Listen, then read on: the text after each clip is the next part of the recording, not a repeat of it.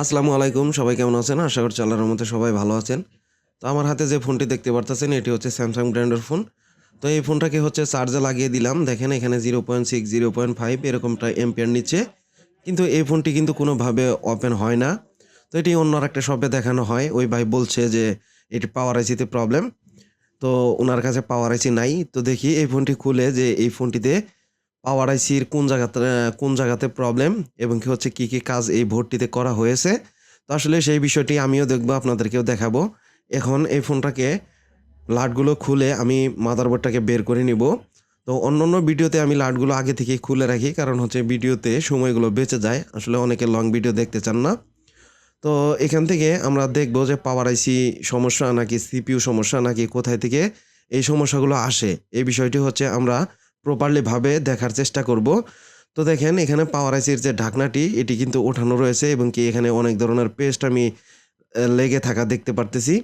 তো আসলে এই বোর্ডটি যে ভাই কাজ করেছেন উনি কিন্তু ক্লিনও করে দেননি।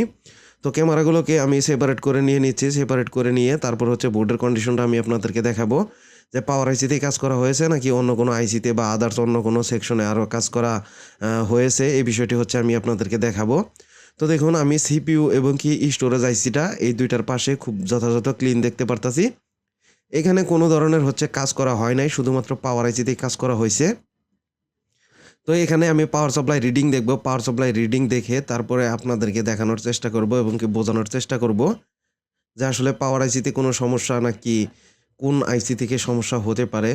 তো এই ভাই যেহেতু বলেছে পাওয়ার আইসিতে সমস্যা, আসলে সেই বিষয়টি আমি যথাযথভাবে এই বিষয়তে লক্ষ্য রাখবো। যাতে হচ্ছে এখানে কোনো ধরনের শর্ট সার্কিট বা কোনো ধরনের কোনো ড্যামেজ রয়েছে কিনা বা এখানে কোনো ওভাররিডিং আছে কিনা, এই বিষয়টি হচ্ছে আমি আপনাদেরকে দেখাবো। তো এখানে আমি পাওয়ার সাপ্লাই দিয়ে একটি ধারণা নেওয়ার চেষ্টা করতেছি যে এই ফোনটি আসলে কি ধরনের কন্ডিশনে রয়েছে বা এটি কেমন এম্পিয়ার বা অটো কোনো শর্ট সার্কিট রয়েছে কিনা, এই বিষয়টি হচ্ছে আমি আপনাদেরকে দেখানোর চেষ্টা করব। তো দেখুন এখানে কিন্তু অটো কোনো এম্পিয়ার কিন্তু নিচ্ছে না। তো এখানে পাওয়ার সুইচটা প্রেস করার পরে 0.6, 0.7, 0.8 এরকমটা কিন্তু রিডিং আসতেছে, আপনারা অবশ্যই দেখতেই পারতেছেন। তো এই ফোনটি মূলতভাবে সিপিইউ থেকেই প্রবলেমগুলো হয়ে থাকে এই ফোনটিতে। তো এখন আমি এখানে আবারও পুনরায় চার্জে লাগিয়ে দেখব। অনেক ভাইয়েরা আবার বলেন যে এই ধরনের অ্যাম্পিয়ার নিলে কিন্তু ফোনগুলো চালু হয়। আসলে ফোনটি ব্যাটারি রিকানেকশন করার পরে আবার চালু হয় কিনা এই বিষয়টি হচ্ছে আমি আপনাদেরকে দেখানোর চেষ্টা করতেছি। তো দেখেন এখানে কোনো ধরনের অ্যাম্পিয়ার কিন্তু নিচ্ছে না। এখন এই বোর্ডটি আমি আবারও খুলে নিলাম। খুলে নিয়ে এখানে হচ্ছে আমি শর্ট সার্কিট চেক করার চেষ্টা করব এবং কি মাইক্রোস্কোপে আমি এক নজর দেখে নিব যে এই বোর্ডটিতে কোনো ধরনের কোনো পার্টস কোনো কিছু মিসিং আছে কিনা। আসলে অন্য শপ থেকে যখন এই ফোনগুলো রিটার্ন আসবে তখন আমাদের প্রধান কাজ হচ্ছে যে যেই এরিয়াটাতে অন্য আদার্স টেকনিশিয়ান কাজ করেছে ওই সব সেকশনের মধ্যে আমাদেরকে ভালো করে নজর রাখা। যেখানে কোনো ধরনের কোনো কম্পোনেন্ট মিসিং বা আইসি ড্যামেজ। আবার অনেক ভাইয়েরা অনেক সময় একটি কাজ করে রাখেন যে আইসির যে ভার্সন, এই ভার্সনটি আপনারা যথাযথভাবে বুঝতে পারেন না। বুঝতে না পারার কারণে এই বোর্ডগুলোতে অন্য ভার্সনের আইসি কিন্তু আমি বিগত দিনে অনেক সময় পেয়েছি। তো এখন এখানে আমি শর্ট সার্কিটগুলো চেক করে নিচ্ছি যে আশেপাশে কোথাও কোনো ধরনের শর্ট সার্কিট আছে কিনা। যদি শর্ট সার্কিট না থাকে তাহলে আমরা কি কাজটি করব আমি সেটিও আপনাদেরকে দেখিয়ে দিব। তো এখানে আমি কোথাও কোনো জায়গায় শর্ট পাচ্ছি না, কারণ হচ্ছে যথাযথ ভালো রিডিং রয়েছে। তো এখানে যদি আমি শর্ট সার্কিট না পেয়ে যাই তারপরে হচ্ছে আমার কাজটা হবে কিরকম, যে এখানে পাওয়ার আইসির পাশে আমরা ৫টা ৬টা কয়েল দেখতে পারতেছি। এই কয়েলগুলোর ভোল্টেজ হচ্ছে র‍্যামে যায়, তারপরে সিপিইউতে যায়, আবার আদার্স অন্য সেকশনের মধ্যে ছড়িয়ে ছিটিয়ে যায়। তো এই কয়েলের ভোল্টেজগুলো সম্পূর্ণ র‍্যাম এবং কি সিপিইউর সাথে কানেক্টিভিটি থাকে। তো এখান থেকে আমি চেষ্টা করব যে এখানে আউটপুট ভোল্টেজগুলা যথাযথ ঠিক আছে কিনা। এখানে যদি আমি আউটপুট ভোল্টেজগুলা যথাযথ ঠিক পাই তাহলে আমি এখান থেকে পাওয়ার আইসিতে আর কোনো কাজ করব না। আমি চলে যাব সিপিইউর দিকে। যেহেতু এটি রিবোলিং ইস্যু রয়েছে, আমি চেষ্টা করব এই ফোনটি রিবোলিং করেই সলভ করার জন্য। আর আউটপুট লাইনে যদি কোনো ধরনের কোনো ফল্ট পাই, তাহলে আমরা আউটপুট লাইনগুলো রিপেয়ার করব। তারপরে দেখব যে ফোনটি চালু হয় কিনা। তো এখানে আমি মাল্টিমিটারটাকে পিসির সাথে কানেকশন করে নিচ্ছি আপনাদেরকে দেখানোর সুবিধার্থে, যাতে করে আপনারা ইজিলি ভাবে বুঝতে পারেন। তো দেখেন এখানে কিন্তু ভোল্টেজ কিন্তু যথাযথ রয়েছে, আপনারা দেখতেই পারতেছেন। তো এখানে অনেক সময়ই হচ্ছে যে আমাদের অ্যা ফোনগুলো ব্যাটারি কানেকশন করে চার্জার লাগাইলে কিন্তু এখানে আউটপুট ভোল্টেজটা তত ভালো আসে না। এখান থেকে আমরা ব্যাটারিটাকে ডিসকানেক্ট করে নিব। ডিসকানেক্ট করে নিয়ে প্রত্যেকটা কয়েল আমরা চেক দিব। তো দেখেন এখানে প্রত্যেকটা কয়েলে কিন্তু যথাযথ ভোল্টেজ আমরা পাচ্ছি। আউটপুট যে লাইনগুলো রয়েছে এখানে কিন্তু কোনো শর্ট সার্কিট আমরা পাচ্ছি না। তাহলে আমরা পাওয়ার এসিতে আর কাজ করব না ইনশাল্লাহ। পাওয়ার এসিতে কাজ না করে দেখব আমরা সিপিইউতে কাজ করে যে এই ফোনটি কমপ্লিটলি ভাবে রানিং হয় কিনা। তো দেখেন আমি বোর্ডটাকে পুনরায় আবারও ডিসপ্লে ফ্রেম থেকে আলাদা করে নিচ্ছি। আলাদা করে নিয়ে এটিকে পিসিবি স্ট্যান্ডে লাগিয়ে নিচ্ছি। আর এখানে দেখতেই পারতেছেন এই আইসিগুলোতে কোনো ধরনের কাজ করা হয় নাই। তো এখানে হালকা একটু টিন আমাকে কেটে নিতে হবে, তা না হলে আইসিটা এখান থেকে বের করে নিতে পারবো না। এখানে অনেকে অনেকভাবে কাটার দিয়ে কাটেন।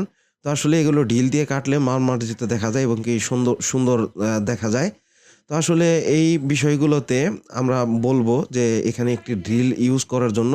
আর ড্রিলগুলো আপনারা সাবধানতার সহিত ইউজ করবেন যাতে করে হচ্ছে কোনো ধরনের লেয়ার কেটে না যায়। অনেক সময় হাত থেকে ফসকে গিয়ে কিন্তু লেয়ারগুলো এখান থেকে কেটে যেতে পারে। তো এখন আইসিটাকে আমি রিমুভ করার জন্য ফাইনালি প্রিপারেশন নিয়ে নিছি এবং কি আলহামদুলিল্লাহ কমপ্লিটলি ভাবে আইসিটি কিন্তু উঠে গেল।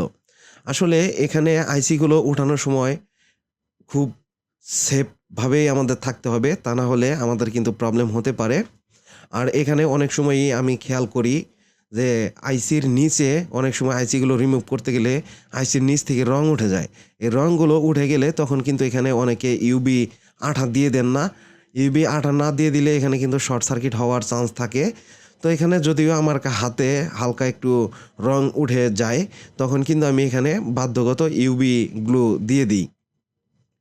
আর এই কাজগুলো কিন্তু উইদাউট ডেট পারমিশন ছাড়াই আমাদের কাছে কিন্তু এই কাজগুলো করে নিতে পারবেন। কোনো ধরনের কোনো রিস্ক নাই। আর এইসব ফোনের মধ্যে স্যামসাং যে বর্তমান সময়ের যে ফোনগুলো, এই ফোনগুলোর সিকিউরিটি কিন্তু অনেক হাই থাকে। এগুলো আমরা হার্ডওয়্যারের অ্যাডভান্স লেভেলের কাজসহ আমরা কিন্তু সিকিউরিটি, এফআরপি আনলক এই কাজগুলো আমরা যথাযথভাবে করে থাকি। কোনো ধরনের কোনো রিস্ক কিন্তু আমরা নিয়ে নেই না। তো সারা বাংলাদেশে অনেক ভাইয়েরাই কাজ করে থাকেন। দেখা যায় যে লকগুলো এফআরপি রিমুভ করতে গিয়ে অনেকে ডেট করে ফেলেন।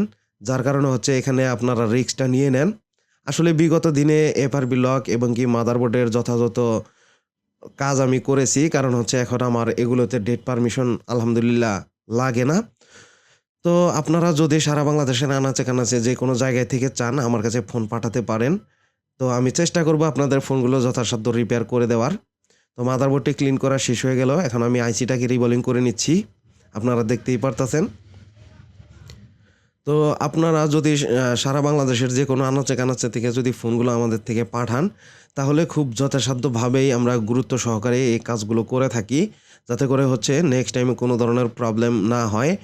আর বিগত সময় যদি বাই চান্স প্রবলেম হয়ে যায় সেই সময়তে যেন রিকভার করার মতো সিস্টেম থাকে। এসব বিষয় মাথায় রেখেই কিন্তু আমরা এই কাজগুলো করে থাকি। আর সিপিইউ রিবোলিং ভাষাটা হচ্ছে খুবই সহজ, কিন্তু এটি কাজ করা কিন্তু খুবই কষ্টসাধ্য বিষয়। তো এখানে অনেক ভাইরাই হচ্ছে সারা বাংলাদেশের ট্রেনিং সেন্টার থেকে বের হয়ে আসতেন তাদের হাত ক্লিয়ার করার জন্য। এখানে কিন্তু তারা কস্টিংটা অনেক কম চেয়ে থাকে এবং কি তাদের কাজ হলেও তাদের কিছু যায় আসে না, কাজ না হলেও তাদের কিছু যায় আসে না। কারণ হচ্ছে একটা বোর্ড যখনই ইনটেক বোর্ড কাজ হওয়ার মতো ফোন, সেই ফোনগুলো যখনই কাজ না হয় তখন কিন্তু আমার ব্যক্তিগতভাবে খুবই খারাপ লাগে। বা আমার ভুলের কারণে বা হচ্ছে আদার্স টেকনিশিয়ান ভুলের কারণে একটি বোর্ড যদি রানিং না হয় সেই মুহূর্তে আসলে আমার জন্য খুবই কষ্টসাধ্য বিষয় হয়ে যায়। এটা আমি আমার মনকে মানাইতে পারি না। তো এই সব কিছু আমরা মাথায় রেখে কাজগুলো করার চেষ্টা করব। তো এখন আমি এই ফোনটাকে আবারও পুনরায় চার্জে লাগিয়ে দেখব, যেহেতু সিপিইউটা রিবোলিং করা এখানে শেষ হয়ে গেছে। তো দেখুন এখানে কিন্তু যথাযথ ভালো অ্যাম্পিয়ার নিচ্ছে এবং কি চার্জিংয়ের যে লোগোটি সেটিও কিন্তু আমি দেখতে পারতাছি। এখন পার্সেন্টেজের জন্য আমি অপেক্ষা করব। তো দেখুন এই ফোনটিতে কিন্তু 20% চার্জ রয়েছে। তো আলহামদুলিল্লাহ এই ফোনটি কিন্তু কমপ্লিটলি হয়ে গেছে। এখন আমি ক্যামেরাগুলোকে সংযোগ করে নিচ্ছি। এগুলোকে সংযোগ করে নিয়ে আমি আপনাদেরকে দেখাবো যে এই ফোনটি কমপ্লিটলি চালু হয় কিনা, টাচে কোনো প্রবলেম আছে কিনা, ক্যামেরা আসে কিনা, এইসব বিষয় হচ্ছে আমি আপনাদেরকে দেখাবো। তো এই ফোনটিতে লক আছে কিনা আমি জানি না। যদি লক থাকে তাহলে এগুলো আপনাদেরকে চেক করে দেখানো সম্ভব হবে না। আর যদি লক না থাকে তাহলে আমি স্পষ্টভাবে আপনাদেরকে এগুলো চেক করে দেখাইতে পারবো। তো এই ফোনটিকে এখন আমি ক্যামেরা সব কিছু লাগিয়ে নিলাম এবং কি এখন এই ফোনটিকে আমি যথাযথভাবে পাওয়ার দিচ্ছি। তো এই ফোনটি যতক্ষণ পর্যন্ত সেকেন্ড লোগোতে না যাবে ততক্ষণ পর্যন্ত কিন্তু আমরা শিওর হতে পারবো না। তো আলহামদুলিল্লাহ দেখুন এই ফোনটি সেকেন্ড লোগোতে গেল। তার মানে এই ফোনটি হচ্ছে কমপ্লিটলি ভাবে চালু হওয়ার সম্ভাবনা কিন্তু রয়েছে। আবার অনেক সময় সিপিইউ রিবোলিং করার পরে এই ফোনগুলো স্টাক লোগো হয়ে থাকে বা ফার্স্ট লোগোতে স্টক হয়ে যায়। সেই ক্ষেত্রে আমাদেরকে স্টোরেজটাও কিন্তু রিবোলিং করে দিতে হবে। তো দেখুন আলহামদুলিল্লাহ ফোনটি কিন্তু কমপ্লিটলি চালু হয়ে গেছে। এখন আমি এই ফোনটির ব্রাইটনেসটাকে একটু বাড়িয়ে নিচ্ছি আর টাচটিও কিন্তু যথাযথভাবে কাজ করতেছে। তো আসসালামু আলাইকুম, সবাই ভালো থাকবেন। আজকের মতো এ পর্যন্তই শেষ। আমার জন্য সবাই দোয়া করবেন। আমার পক্ষ থেকেও সবার জন্য দোয়া রইল।